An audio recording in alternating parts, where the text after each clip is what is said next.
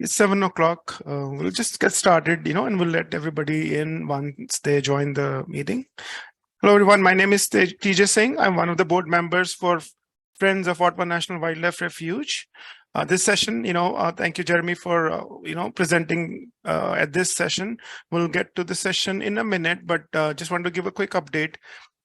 Friends of Ottawa National Wildlife Refuge is a 501(c)(3) organization. Our goal is to support the Ottawa National Wildlife Refuge, which is the only refuge in Ohio. Our mission is to support one of the most critical wetlands that are in the western Lake Erie shoreline. I will post a couple of links in the meeting, which will give you some information on the Friends group, some of upcoming events, and then also next sessions that are planned for the remaining year. But I just want to welcome Jeremy today. Jeremy will be talking about his big year that he did in 2020. Jeremy, maybe I know we're almost a minute in. So you are sharing your screen already, so I'll let you start this session. Thank you for doing this. Appreciate your time a lot. Thank you, TJ. Thank you for having me. Thank you for the Friends group for having me here this evening. Thank you for tuning in and hearing what I have to say and talk about my big year.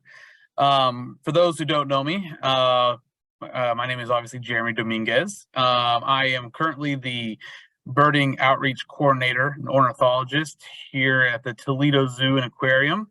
I get to do a lot of great outreach work with birds and with the zoo, so it's been a lot of fun. I've been in the Toledo area since about 2022, since February of 22. So a little over a year now. So I'm enjoying being in the Toledo area and all the great birding that Northwest Ohio has to offer, and birding at Ottawa and all those places. So it's great to be here and to share what my 2020 was like with you guys. So I'm just going to start diving in here.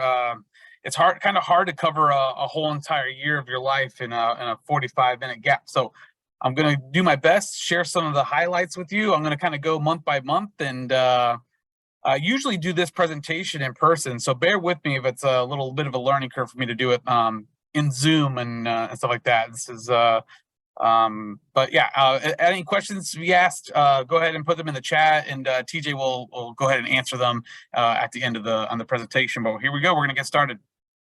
Thank you. Okay, so here's some big year basics. So basically, a big year is a competition to see as many birds as possible, and everyone there's different kinds of big years, and there's what's called full ABA big years or lower 48 big years, or you can do a state big year. But what I did was the lower 48. So I focused on just the lower 48 United States to try to see as many birds as possible within 1 year. And I knew I wanted to do a big year starting in 2020. So I also had some goals. I wanted to clean up all the regularly occurring species that occurred in the lower 48 that I had never seen before. So, birds that are just, in these niche habitats, maybe out west or whatever it may be, that I had never seen before. I really wanted to go out and try to see those. So if they were in niche habitats, range restricted, etc. So I wanted to go see those birds during my big year. And then, of course, a big part of doing a big year is chasing rarities. I knew I wanted to go see rare birds. That's something I've always enjoyed doing, and I knew if I was going to do a big year, chasing rare birds and going down to see the rarities was definitely something I wanted to do. As you can see on this slide, that's me wading through water in Rhode Island. Definitely during a big year, it takes you to unexpected places, doing unexpected things, all in the sake of trying to see as many birds as possible. So that one has a pretty funny story. I'll tell you about this bird here a little later on. But yeah, that's definitely me in my skivvies, just wading through a canal. So, okay, so what the hell was I thinking, right? A whole year dedicated to just looking at birds. Well, there's a lot of things that inspired me to do a big year. I had read big year blogs in the past. I've read big year books. And of course, I seen the movie The Big Year, and all these things really led me to just have this desire. I really wanted to go out and try to do one of these big years, but I knew I couldn't do a big year like they did in the movie, going all the way to places like Attu and running all over Alaska trying to see these mega rarities. But I knew I could do a lower 48 big year. I knew that was much more attainable for someone like me who had a little bit more of a budget and, was a little more restricted on funds and times and all that kind of stuff. So I also did a lot of planning beforehand. And I had graduated college in 2019. I was kind of a late bloomer when it came to going to college. I was in the Navy for 8 years and got done with the Navy, went back to college, and finally graduated Hocking College. And for the first time in my life, I saw a gap of time where I didn't really have obligations. I didn't have to be somewhere at a certain time. And so I said, well, 2020, that's my year. I'm going to do it. I'm going to plan it out, and I'm going to actually go out there and do it big. So one of the biggest things when I was planning was, where am I going to start, right? It seems kind of overwhelming. I want to see all these birds in North America and the lower 48. But where the heck am I going to start? So, of course, I landed on, well, I'll just start where the rarest bird is. So the rarest bird at the time was in the Florida Keys, and it was an Antillean palm swift. And I really wanted to go see this bird, and I was like, okay, this is it. I'm going to go see this rare bird. I'm going to start off my big year, and it's going to be great. So I camped in the Everglades National Park on New Year's Eve, and woke up early in the morning. This picture was taken there on January 1st, probably about 4:30 in the morning or so, and there was a great horned owl calling in the background. So that was my first bird of the year. So I got great horned owl to start off my year, and I thought, wow, I'm in luck. This is gonna be a great year. I get to the Keys, we drive down, get there at daybreak, and there's this Antillean palm swift that had been hanging around for over a month. And so I thought, okay, this bird is definitely going to be here. I'm getting a slam dunk rarity to start off, and this is quite rare. This is a bird that should be in the Western Antilles and nowhere near the U.S. or in Florida. So I was pretty stoked to get it. But what happens on New Year's Eve is that most people celebrate with fireworks, and the people of Florida are no different. So I think what happened is, my assumption is, there was a lot of partying going on, a lot of fireworks going off, and it disrupted the Antillean palm swift's habits. And I actually did not see my Antillean palm swift. And I would learn very quickly that, big years are full of ups and downs and changing of plans and constantly shifting things around. So I started in Florida, but I did not get my bird. But I picked myself up by the bootstraps, and I just kept on keeping on. And by the end of January, I saw over 257 species. 6 of those birds were lower 48 live birds, so birds I'd never seen in the lower 48 before. And 4 of those birds were just lifers in general. I had never seen them before. I went to all these states. As you can tell, it's a bunch. You can read them all there. But this is a map of all the places that I went in January alone. So this is a typical month for me during my big year. I all my months kind of look pretty much scattered like this. I would always end up all over the place, and I did all this was by driving. By the way, I drove all these places during this month, and I ended up all the way out to California, to the Salton Sea, back up to Colorado, and then back into Ohio, and then up into Minnesota to go see some birds in the Saxon Bog. Here's some photos from January.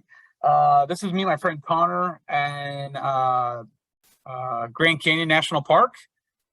This is me and Connor camping. I did a lot of camping and a lot of sleeping in my car during my big year to save money, because I was kind of balling on a budget.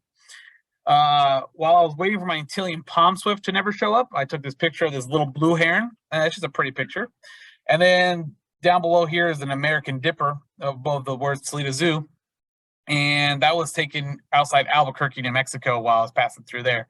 So that was my only dipper that I saw all year. And this is what we're going to do. We're going to go through month by month, right? So in February, it's a February we fly. So February, I took my first plane ride. And that's when I knew things were getting real serious. Things were heating up. I was really kind of dedicated and into it. And I flew, as you could probably tell by the map, all the way out to Washington to see a bird called the Siberian Encenter, a very rare bird for the lower 48. And I was thrilled to see it.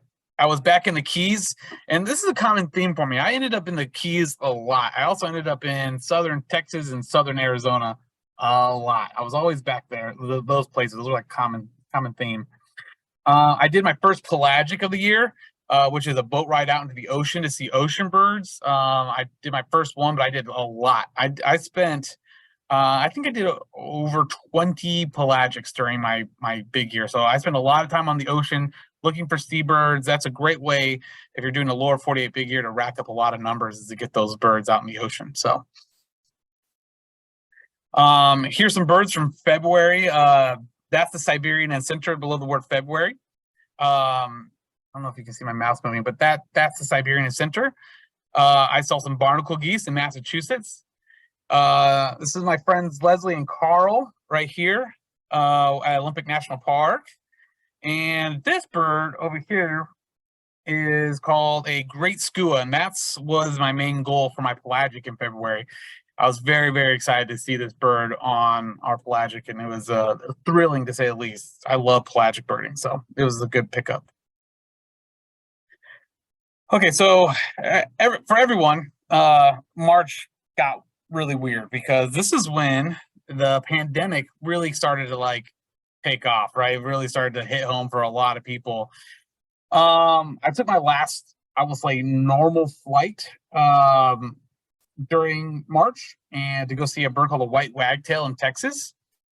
And then I also made my way up to New York to see a little gull, and Ohio, I got some owls. So, a lot of planning goes into place when doing a big year, but having local knowledge or, people that you might know that are locals to help you out, maybe ask some questions like, hey, where is there a solid owl roosting at this year, or where's the long-eared owls at? Really, really will help you out. So Ohio came through for me for a couple of the owls. Another weird thing that happened to me during March was that my parents moved from Dayton, Ohio to Albuquerque, New Mexico. This was unexpected. I was kind of basing my operations out of their house in Dayton, and they were like, hey, we're moving. And I was like, well, I'm not. So I quickly had to find somewhere to live in Dayton, and they up and moved to Albuquerque. So March really got really kind of weird. And I knew it was weird because when I went to go see the little gull in New York, I couldn't find anywhere to eat. Everything was closed.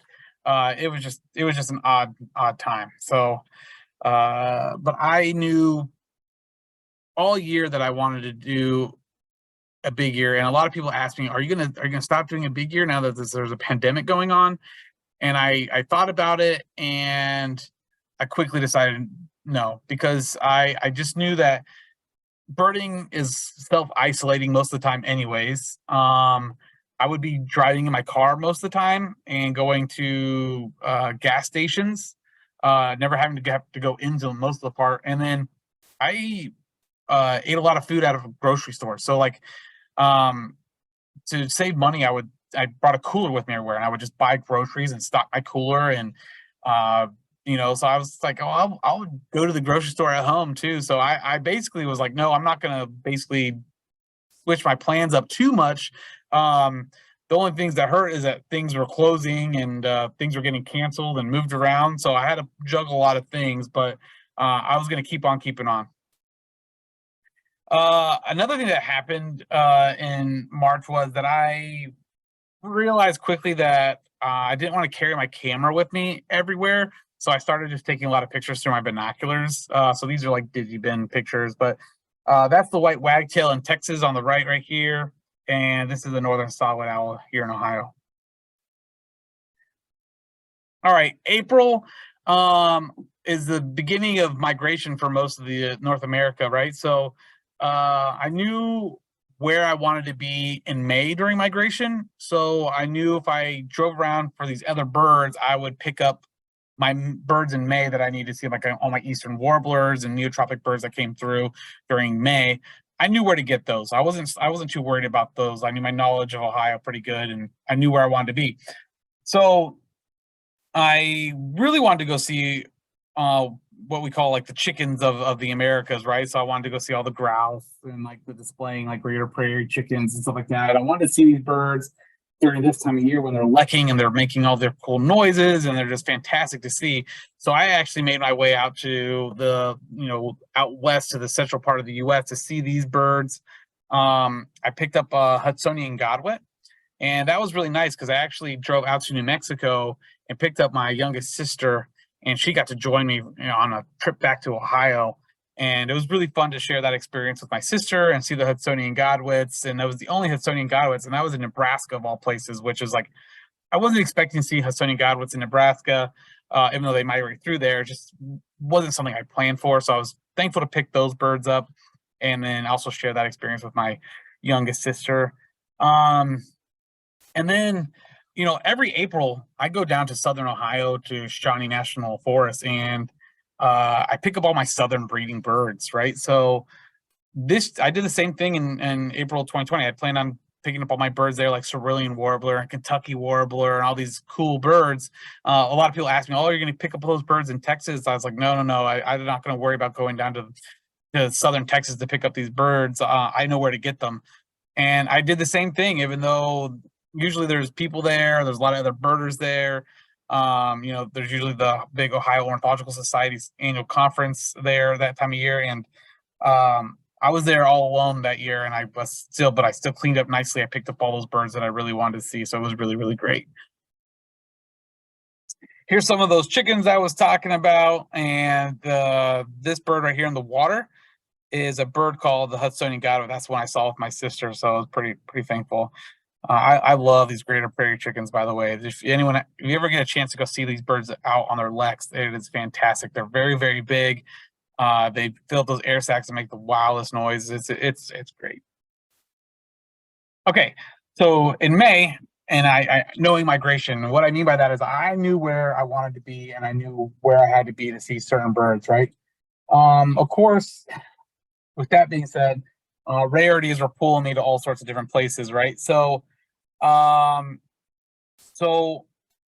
May started off, and I quickly had to dart to southern Arizona, down around here, about right here, to see a bird called the crescent-chested warbler. And this is a bird that is almost unheard of in the United States, and these birds are being seen, and I knew I had to get this bird for my big year. So I drove down there, got crescent-chested warbler, and these spots in the middle were places I stopped while driving back and forth, either to or from Arizona. So I drove back to Ohio, and then I quickly picked up a bird called the golden wing warbler, which I was thankful to get in Columbus, Ohio. I actually had to chase one. I was worried about not seeing a golden wing warbler, and I had some friends telling me about one that was being seen at Battelle Darby.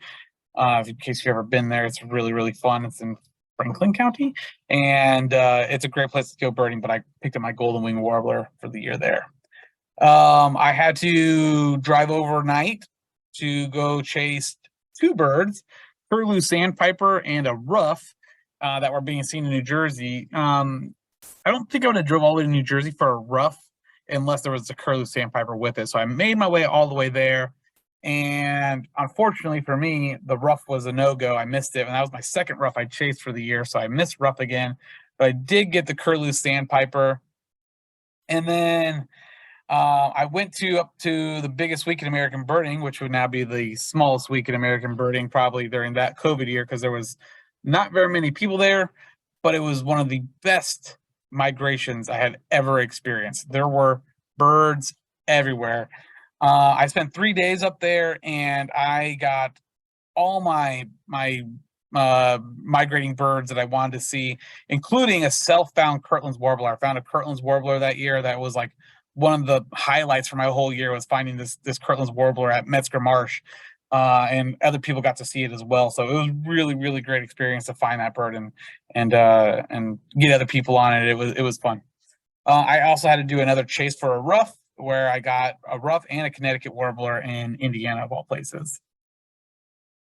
Okay, so I'll go through the pictures.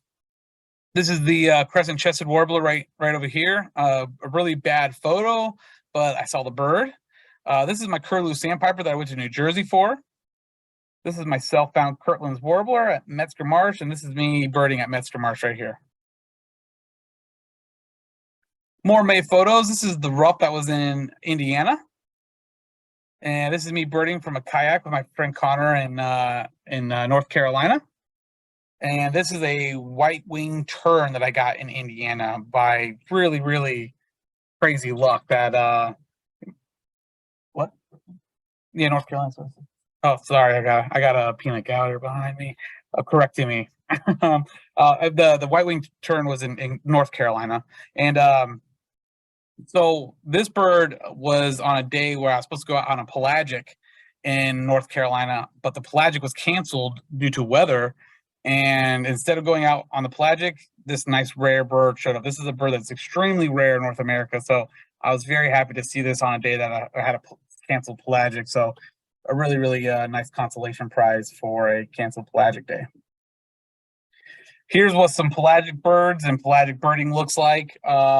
You know, I absolutely love being on the ocean, out in the open ocean, looking for these rare birds. And there's nothing more exciting than a rare bird to pass by on a pelagic. It is absolutely extraordinary. Get your blood pumping, get your adrenaline going. You know, one of the spotters will be sitting on the deck, and then out of nowhere, they'll just call out this really rare bird. Like this bird in these photos is a Trindade petrel, and they just scream it out of the top of their lungs, Trindade petrel! And here it comes out of nowhere, and then everyone's trying to scramble to get on it and get photos and get a look at it. It's really, really, really exciting. So these are just some views from the boat. I like to sit in between the doors right here and behind the boat.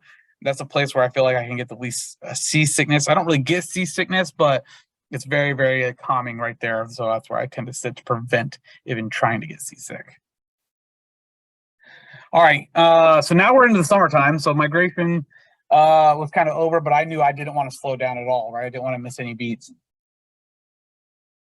So the end of May, beginning of June, I finished the last string of pelagics, and I go down to Florida to hit the dry. I put dry turtle there, but that's just a joke. I went to the Dry Tortugas National Park, and to get there it's kind of a pain in the neck. So you have to drive all the way. You got to get to Miami, then drive all the way down Highway 1 through the Keys, and then get to Key West, and then you got to take a boat, and then you got to take a boat all the way out into the ocean to these islands where the Dry Tortugas are, and there is where some of these really rare seabirds breed at, and it's the only place in the lower 48 United States to see some of these birds. So I did that, and I got very lucky that they were actually running that trip. They started by basically like experimenting with 1 day a week, and I knew I had to get on that boat and go and do it. And I wanted to see this bird called a black noddy.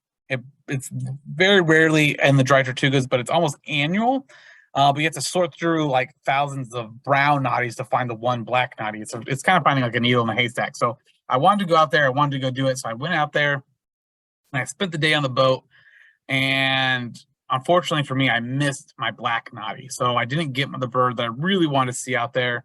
And because of COVID and because of the pandemic, there wasn't going to be another trip down to the Dry Tortugas for a whole week. And I just didn't have the funds or the money or the time to spend a whole week in Key West waiting for another Dry Tortugas trip. So I cut my losses, and I moved on. And then I went over to Texas for the Deaf March.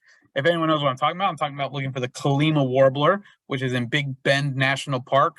It's the only place in North America to see the Colima warbler, and it's the best way to go see it is to hike up about almost 10 miles round trip in basically the dry desert. And it's a lot of hiking, very dry, very hot. So you have to start the hike nice and early in the morning to beat the heat. But the problem with that is then you have mountain lions that are going to be on the trail with you. So you have to avoid the mountain lions, not get heat stroke, and see your Colima warbler. So I did all that. And then I went down to the valley, and that's what we call the like birders will call the southern Texas, right? The lower Rio Grande Valley. We'll just shorten it to the valley. So I went down to the valley to go look for my red-billed pigeon again, and I missed that, of course, for now. And then when I was down in the valley looking for birds, I got word that a bird called an eared quetzal was back in Arizona. So this eared quetzal had shown up for a day or so in Arizona and then disappeared. And then I just thought, okay, well, that bird's gone. It's not going to come back. And this is an extremely rare bird for Arizona. Probably less than 30 records ever in Arizona or ever in the U.S. So, but I just figured it was gone. And then when I heard that it shown back up, I knew I had to get over there. So I drove from southern Texas all the way to Arizona overnight, getting harassed by Border Patrol the whole entire time, and got to Arizona, got my eared quetzal, and I was very, very happy to see that bird. And then I ended in Rhode Island, which is a place that I ended up a lot during my big year, actually like 3 times, which I had never been birding in Rhode Island before 2020, and I haven't been back to Rhode Island since 2020. But for some reason, the bird gods opened up a portal to Rhode Island and thought they would just throw mega rarities there all year. And I just kept on having to go back and back and back to Rhode Island. So, but Pteryx sandpiper is a heck of a rare bird to see. So I think there's maybe 2 or 3 records in the lower 48 ever. So here's some more pelagic birds. This bird with the white belly on the left is a Fayet's petrel, and extremely rare for the North Carolina waters. And I was extremely happy to see this bird. These pterodromas are absolutely fun birds to see. Fast little seabirds. They just look like they're just little fighter jets on the ocean. They're great. And this bird, I just like the picture of it. It's not rare, but it's called a great shearwater. I just took a good photo of it, so I thought I would share it with you guys. Here's the sunrise in the mornings in North Carolina coming off the boat. Here's some more June photos. So down here is my Pteryx sandpiper in Rhode Island. This is my Kalima warbler up here. This is a bird I saw in Florida called a mangrove cuckoo. This is me in Maine looking for puffins and such. This is a puffin. And here is my award-winning photo of an eared quetzal that I saw in Arizona. Again, I didn't focus on photography too much when I was doing my big year. I was kind of more like, see the bird, get a dock shot, and get out of there more than anything. So, some more June photos. This is what the dry tortugas looks like over here. If you've ever been there, it's my photo. Some terns that we were getting. There's a bunch of different terns that breed there. Swallowtail kite from Florida. This bird is a yellow-green vireo. Pretty rare. I've only seen this one ever in the U.S., so it's a nice bird to pick up.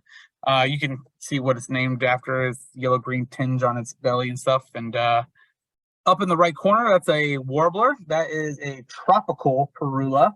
Looks very similar to our northern parula here at home, but it does not have white around its eyes. And then this is the Chiricahua Mountains here. And this is just a fancy picture where you can see my field guide and the Chiricahuas in my windshield. So July. I made it to Nevada to go up to the Ruby Mountains to see Himalayan snowcock. Unfortunately, I did not see Himalayan snowcocks, but I did hear them.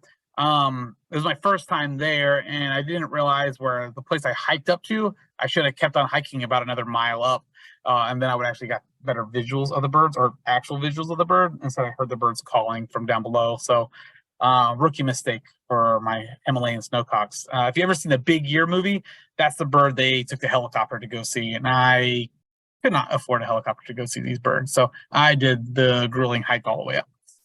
It says getting high in Colorado. That does not refer to drugs. That refers to me going to Rocky Mountain National Park and seeing white-tailed ptarmigans. It is probably the bird that was the highest elevation bird that I probably saw all year. And then I also made it over to Idaho for Cassia crossbill, which is a bird that got split from red crossbills. So it was a new bird at the time, and I wanted to go see it, and it was a new year bird for me. Here's some more photos I made. This is Zion National Park. I went to a lot of national parks during my big year, so it was great to go birding in all those great places. And just every national park is just spectacular in its own. So it's great to spend that much time during the big year and seeing all those. This is a photo of me at the Ruby Mountains looking for Himalayan snowcocks. Like I said, I only heard them that day. This is the white-tailed ptarmigan blending into the grass as they do. This is me looking for white-tailed ptarmigans, probably huffing and puffing out of breath, walking around on those mountaintops in the Rocky Mountains. And then this down here is a bird called a black rail. And this is a secretive bird, hard to see. Usually most birders only ever hear them. And a lot of doing a big year is about luck and being at the right place at the right time. And somebody had asked me that another bird that I ran into if I'd seen black rail yet, and I said no. And she said, "Well, while you're in Colorado, I know a great place to see them." And I was like, "Well, I'll just be happy hearing one." She said, "Oh no, this is a great place. You'll probably get to see one." So she tells me where to go, and I get there, and as soon as I get out of my car, I can hear them.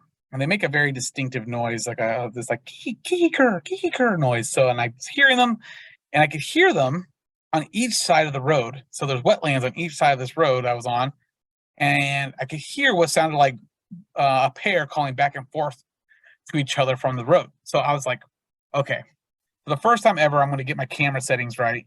I'm going to sit down, I'm going to camp out, and I'm going to point my camera where I think this bird would pop out at, like the only opening that there basically is. And sure enough, the planning worked out for a change, and this bird came right out without me having to call it out. It came out for the curiosity of the bird calling on the other side of the road. It walked out for, I don't know, 4 seconds and then bopped back into the reeds, and I never saw it again, but I was extremely happy with my photo. So black rail, that was another one of my highlights for my year. So it says in August I went east to west again. So here I was in Ohio, and then back, and then I had to go back to Rhode Island to see a bird called a little stint. That is the bird at the beginning of my presentation that I was wading through the water for. So being from Ohio, I don't really pay attention to tides too much. But so when I got to go see this little stint, everyone was like, "Oh, make sure you go at low tide so you can cross this little canal and go over and see where the bird's hanging out on this mud flat." Of course, I did not do that. And I got there at high tide, so I had to wade through in my skivvies and hold my phone and my binoculars above my head. And but I saw the bird at least, so that's what counts. I did 3 California pelagics in August, so picking up seabirds on the other side of the country. And then I did a lot of running around in California looking for birds that I had yet to see. As you can see, I spent most of August out west in California. So, and then back in Ohio for the buff-breasted sandpiper again, back in Columbus area. So this is that little stint that I went for. That was great. Laysan National Park. Again, like I said, I went to a lot of national parks. This is some of the pictures from my West Coast pelagics. Here's an albatross, and then a humpback whale breaching, and then you can see all the seabirds like kind of flocking around it, and it's really a spectacle to see these whales come out and all these seabirds kind of harass around it and try to pick off the remaining food that the whale brings up with it. And then over here, I got lucky when I got to California. I got word of a common crane being seen. And this bird was far off in the distance, but I was a good scope views, and I was really, really happy to see this bird. And the nice part about this one is that this bird was hanging out with Canada geese and not sandhill cranes, because when they're hanging out with sandhill cranes, they're much more difficult to pick out. So this bird was made it a little bit easier for me, hanging out with some geese. Got there, saw the bird, and lucky for me, the same thing that happened with a black rail happened with another bird called a yellow rail. A gentleman had asked me if I seen yellow rail, and I told him I had not. And he told me, "Well, you're in luck. Only a couple miles up the road, there's a yellow rail spot. You should be able to see them there." And sure enough, I went to a spot up the road and got my yellow rail. So September looks like a smaller month, but I spent a lot more time in California again. As you can see in Southern California, I did a 5-day pelagic trip. So I spent all 5 whole days out on the ocean looking for seabirds during September. And then, of course, 5 days out in the ocean, that is not enough birding. As soon as I got off that boat, I drove to Arizona to see a bird called the northern jacana. But September was somewhat of a slower month besides those kind of things for me. But I still went out birding every single day, no matter what. But a lot of it was more local, around town birding for me in September.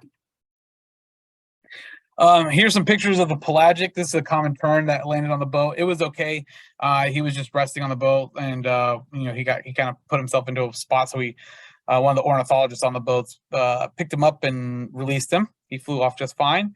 A dolphin. When you do these pelagics, they're quite expensive actually, and I was fortunate enough to get rewarded with a mug. So at least I got a mug for going on one of the pelagics, as well as a blue-footed booby, which is a great bird, probably one of the best birds that we saw on the pelagic. So during the pelagic, we went around islands, and this bird was roosting on one of the islands, so it was very nice to see. And that's the northern jacana in the bottom right corner that I got off the boat and went immediately to Arizona to see. So by the time September ended, I really had cleaned up on a lot of my birds, right? So I've seen a lot of the birds that are regularly occurring. Migrations are really kind of over or slowing down. Now it's time to chase rare birds. So as you can see, I kind of ended up in all sorts of random places during October. I was really, really into chasing birds in October. One of my cooler birds that I saw was a bird called the European golden plover. This bird shows up sometimes. Usually it shows up along the coast, maybe up in New England, maybe somewhere.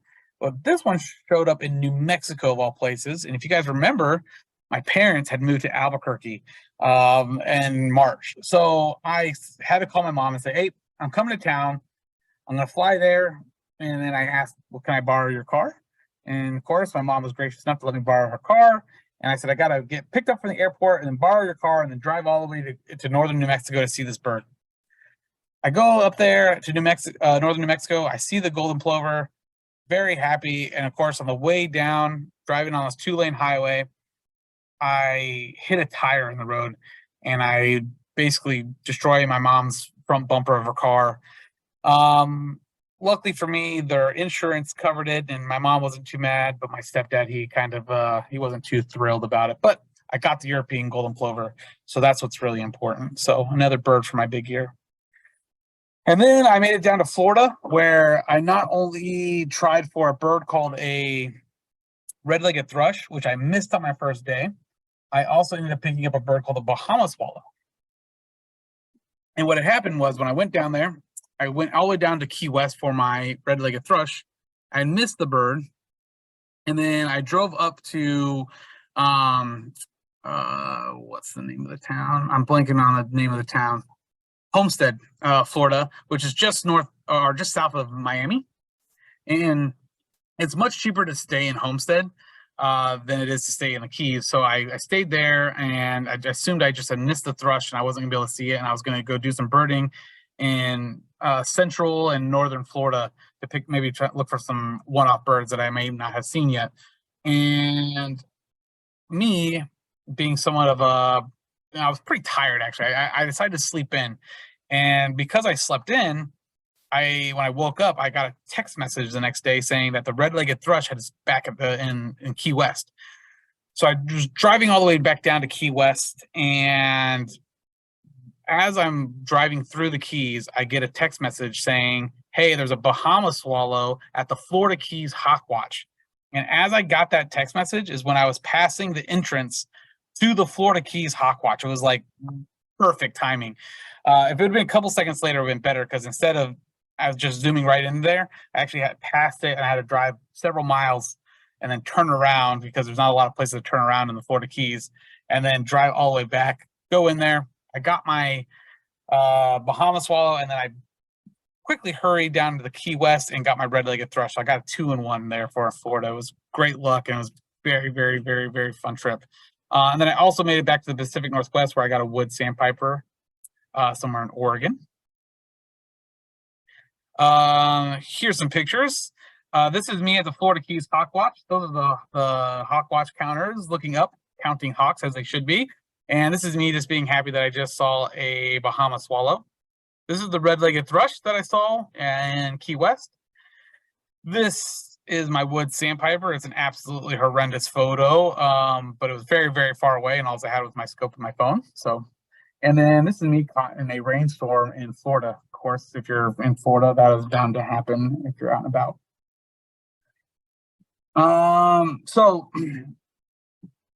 So in November, I picked up 9 more New Year birds. I made it back to Rhode Island again. It's not like I wanted to be in Rhode Island ever, but here I was in Rhode Island again.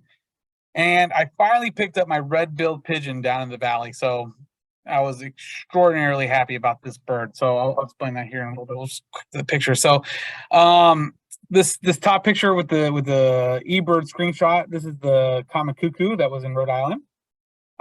This is my friend Ben. I did a lot of traveling with him and my friend Oscar during the year. They wanted to go to see all these birds, so that was a lot of fun. This is a bird called a fork-tailed flycatcher that was in Louisiana that I saw. And then this is me patiently waiting for red-billed pigeons to fly by. This is me waiting. While I was waiting, I took a picture of a bobcat. So there's that. And then this right here are the red-billed pigeons. Now, this is a bird that I should not have gotten. I had waited and waited and waited, and I'm talking, finally gave up.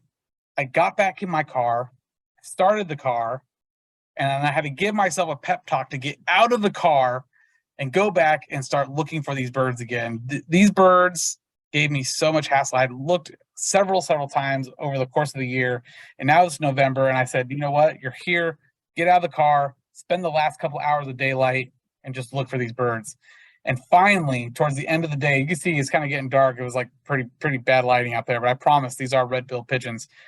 A group of them finally flew into a tree on the United States side. That's another key thing. I was looking in over Mexico, and these birds had to be in the U.S. side across the border. So I waited and waited and waited.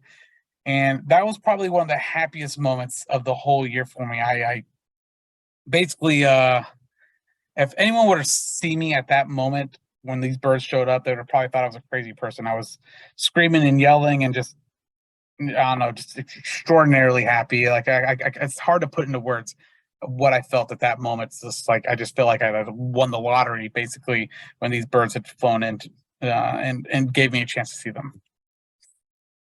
I finished strong in December. I got 22 year birds, which is huge at the end of the year, right? And then it's mostly filled with a bunch more rare birds. And I went and finally cleaned up some last minute pickups. I had to go back to the Saxon Bog in Minnesota to pick up some winter birds that I missed the first time around back in January.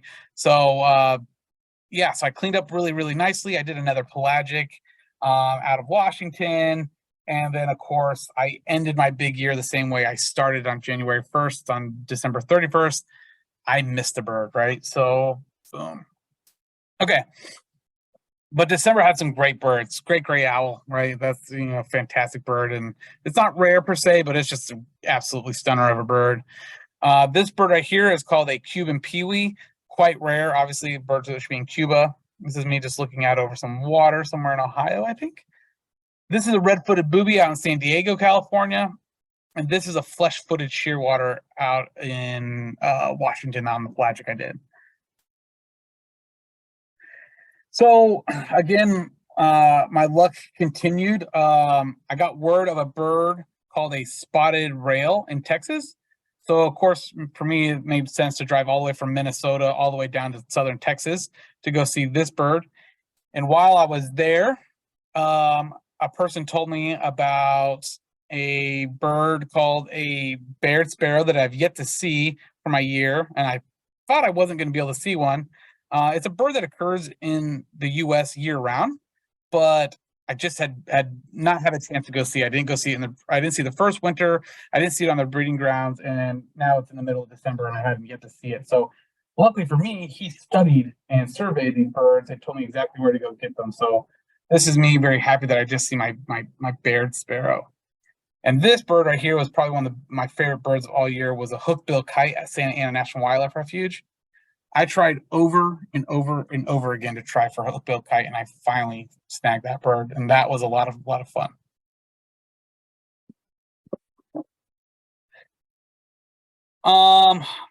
So I had a lot of cons due to the pandemic, right? The impact of the pandemic was a lot.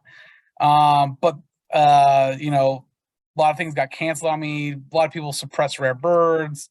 There was a lot of ups and downs. A lot of people were saying I probably shouldn't do this. It made me really second guess myself. But there was a lot of pros too. The flights were really cheap. Nobody was flying, so the airlines really dropped their prices. Gas was super cheap, so I got to drive around a lot of places, fairly inexpensive. And of course, birds are outside, so I felt pretty safe most of the time to be, you know, out and about. So at the end of December, I had finished my big year, and I had finished with 723 birds, which tied me for the record for the lower 48 United States. I was now tied with Olaf Danielson, right? So, you know, I was really pushing, and I really got so close, and I thought I was going to break this record, and I missed several birds on the last couple of days of the year that I thought I was going to get to push me over that edge to get to that record. And you know, a couple months passed by, and you know, I start getting back into the swing of normal life again, not chasing birds, not doing my big year.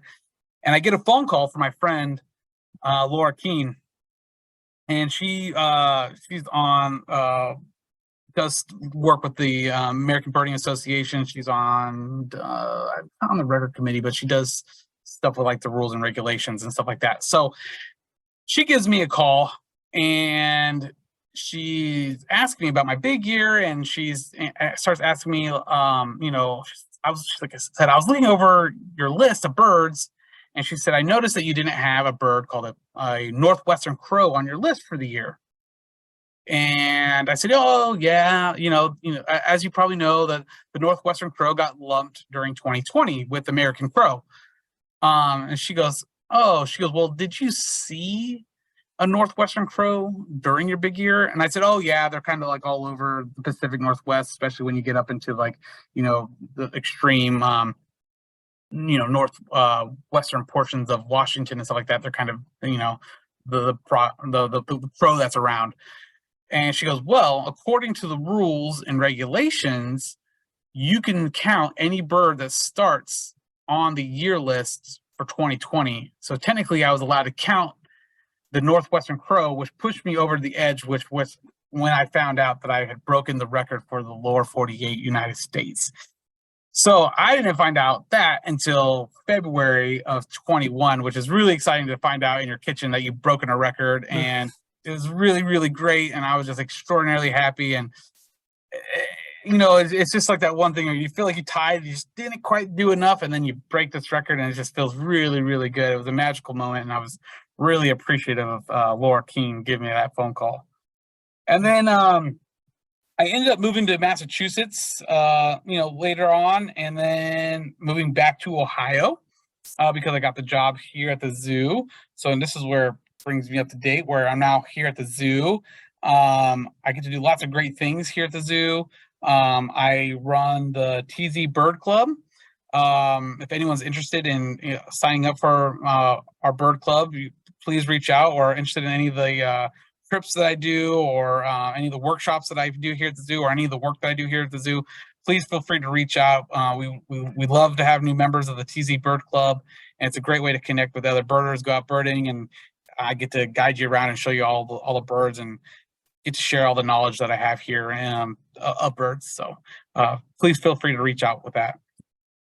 Okay, I'm gonna turn this thing back on. All right, TJ, this is the question time. We'll finish off with maybe some questions. Absolutely. No, thank you so much. Amazing. You know, it was like listening to you was so thrilling. I don't know what went through your, you know, what you experienced in 2020, you know, would have been unbelievable. So definitely excellent session, you know. I have no question, but I just want to make sure that anybody else, and I know there's one question in the chat. Let's see, I think it's from Lindsay. How much did you end up spending on your big year? So that's a great question. So I really try to budget.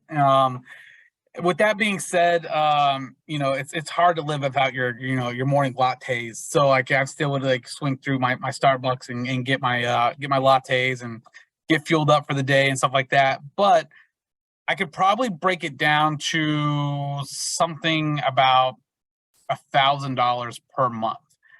I got extremely fortunate that how cheap the cost of gas and flights were that year. If it wasn't for those, it would have been a lot more expensive. Those two things really saved me. I also have no shame saying that I slept in my car a lot. So, hotels were a luxury, and I was not afforded the luxury of staying in hotels during my big year as much. So, and then I got there's a lot of things that helped me save money. There like one quick story. I was out in Arizona birding, and I was birding at a local place there. The people that have bird feeders and everything, and it got to the evening time, and I was walking back to my car, and I was talking to one of the hosts, and they asked me, what are you doing tonight? Like where are you staying in town? And I was like, well, kind of like shamefully, I was like, actually, do you mind if I sleep in your parking lot in my car? And they were like, what? Like, why? And I was like, well, I don't really have the money to stay in a hotel. And they're like, you know what? You could just stay in here with us. We're making dinner tonight. And they invited me in to their house, and they made me dinner, and they gave me a place to stay. And just like little things like that happened throughout the year that were just really great. But to circle back, roughly about $1,000 a month. Pelagics cost me a lot of money. The pelagics did not get less expensive. So each pelagic is easily closing into $200, $300, depending on what you do. That searcher pelagic was one of the most expensive things I did. It was a 5-day pelagic, and it cost me $1,400 to do. And the only reason I was able to do that searcher pelagic was because of the pandemic. That's a pelagic that fills up at least a year in advance. But because of the pandemic, people were canceling on it. And I got a phone call from a friend saying, hey, do you want to join us on the pelagic out of the searcher? And I was like, I'm not gonna be able to do that. And they're like, well, there's openings. And then they told me the price, and I was like, I'm still not gonna be able to do that. So I actually had to call the searcher people and then ask them, again, shamefully, if I could pay in installments to go on this pelagic. And they were like, well, we never done that before, but we really want to try to fill this up. So they let me pay half in advance, and then they let me pay the other half on the dock when I was getting out of the boat. So thankfully for that, I was able to scrounge up the rest of the money. So that was about $1,400 just there. Excellent. I don't have any other question, but I do have one question for you. Every month you had pins spread across the nation, right? So how long did it take you to plan? Like 2019, you must have planned for at least a few months. What went into planning? How long it took you to plan it? So my planning was a lot of like I knew exactly, like in January, February, March, all the way up until basically June. I kind of knew the direction, the areas where I needed to be to hit like the birds migrating, all that stuff. A lot of it was knowledge. I've been to some of those places before, but I mean, I really would say it was months of planning. With that being said, I improvised along the way. Let's say like I knew I wanted to get this bird at this time, but for some reason I would pick it up at a different place in a different month. Then I could just scratch that, and I could add something else to my, to my agenda, basically. So it was constantly shifting, but I did months of planning, and I knew I definitely had the first half of the year really planned out. Yeah. And the second half of the year was more like a just go for it kind of deal. Nice. It's a question from Jessica. Would you ever do another big year someday, possibly all 50 states?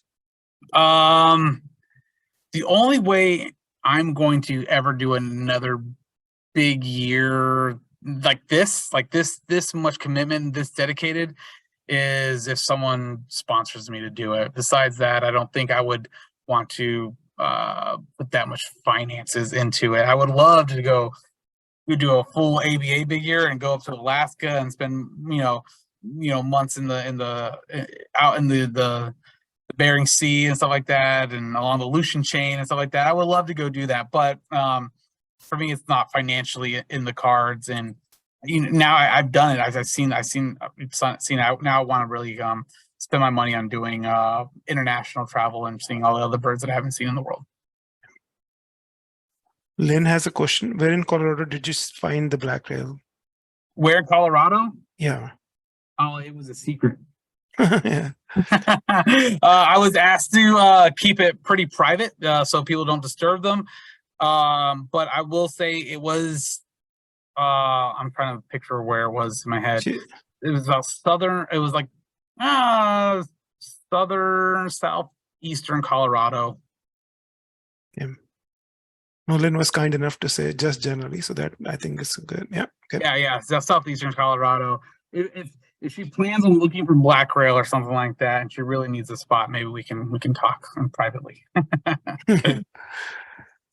Now, Paul has a good comment. It says everyone should at least try a state or county big year. Still very challenging and rewarding to see all the birds. Maybe a little less costly than ABA big year. Yeah. Yeah, absolutely. I think any sort of big year is really gives someone like a grasp, at least, of if you're doing like a county big year, let's say, it's much more tangible. Mm-hmm. And you really, really start to immerse yourself in your local aviafauna. You really start to learn those birds. And I think that's actually a really, really great way to learn the birds of your area, right? So, and if you do a state big year, you're going to really kind of get a really big grasp on what birds are in and around your state. And I think that's a really, really good thing for anybody that's trying to learn the birds. Nice. And then is your record still stands 724, or I wasn't sure. I haven't, So that's another good question. Unfortunately for me, my record was broken at the end of 21. A lady named Tiffany Kirsten broke my record just days before the new year by one bird, and so she saw 725 species, and then her record was turned around and broken pretty quickly about 6 months later by two brothers named Victor and Ruben Stoll, and they broke the record big time. They were kind of crazies.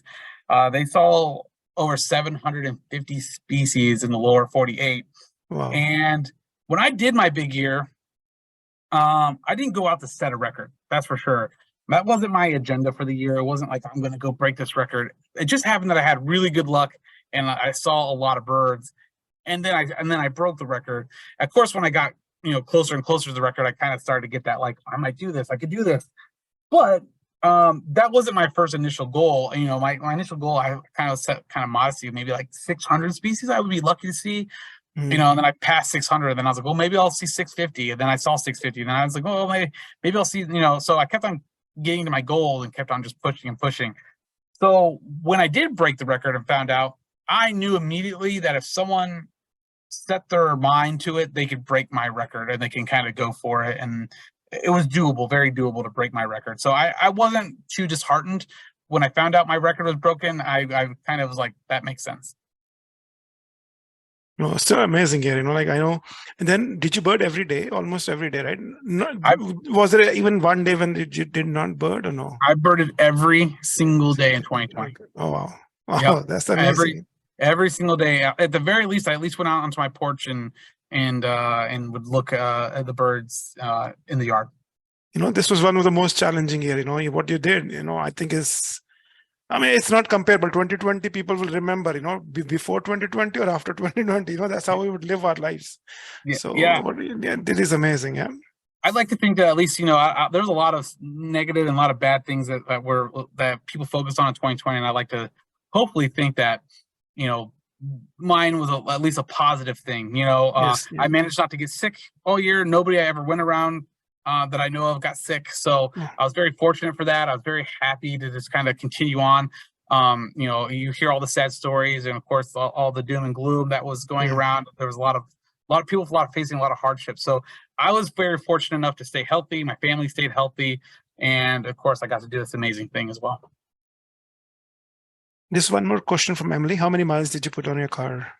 I wish I would have kept, the exact amount. But luckily for me, I also would rent cars, and I would just put a lot of miles on rental cars as well to save my car a little bit. But my car lasted the whole entire year. I drove a 2013 Ford Fusion, and that thing stayed pretty reliable through my big year. So, yeah, I sold it off at the end of the year. But yeah, so I did put a good amount of miles on it, not gonna lie. It's amazing how close Southern Arizona is to Dayton, Ohio. You'd be surprised. Oh, yeah. I know you're right at the top of the hour. Just want to give everybody another chance. Any other questions, comments? If not, Jeremy, thank you again. I think it's very good sequel to the one that you did in April. This was amazing. Thank you Thank you so having me much. again. Yeah. Thank you. Very much appreciate it. No, this is great. No, one of the best webinars we have had in months. Yeah. Thank you very much. I appreciate it. We appreciate you having me again. If anyone has any questions, follow up, you can always feel free to reach me. I'm pretty easy to find. The ornithologist here at the Toledo Zoo. And of course, if anyone's interested in coming birding with me in the future or join the Toledo Zoo Bird Club, we would love to have you out on there and we come check it out with us. So thank you again, TJ, and thank you to the friends for having me. Thank you. Yeah. Have a good evening, everyone. Have a good night, everybody. Thank you. Good night. Yeah. Thank you.